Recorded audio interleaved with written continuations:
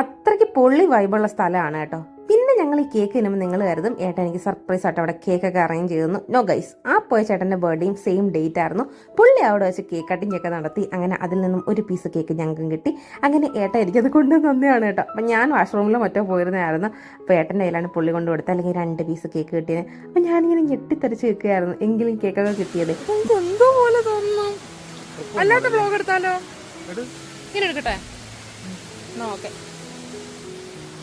വാശി ചരിച്ച് അതായത് കവി ഉദ്ദേശിച്ചത് എന്താണെന്ന് വെച്ചാൽ, ഞാൻ വീട്ടിൽ നിന്ന് ഇറങ്ങുമ്പം ഞങ്ങൾക്ക് പ്ലാൻ ഒന്നും ഇല്ലാത്തതുകൊണ്ട് മൂവിക്ക് പോകുന്നു, ഫുഡ് കഴിക്കുന്നു, അങ്ങനെ ഒരു റീൽ ടൈപ്പ് ഷോർട്സ് പോലുള്ള വീഡിയോ എടുക്കാമെന്ന്. പക്ഷേ ഇവിടെ വന്നപ്പോഴത്തേക്ക് എനിക്ക് ഒരു വലിയ വ്ളോഗ് എടുക്കാനുള്ള സംഭവം എല്ലാം അവിടെ ഉണ്ടായിരുന്നു. അപ്പോൾ ഞാൻ ഏട്ടനോട് പറയായിരുന്നു എങ്കിൽ ചരിച്ച് പിടിച്ചിട്ട് മറ്റേ വ്ളോഗ് എടുക്കട്ടെ എന്ന്.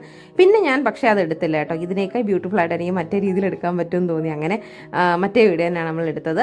പിന്നെ നമ്മൾ ബർത്ത്ഡേക്ക് എന്തുകൊണ്ട്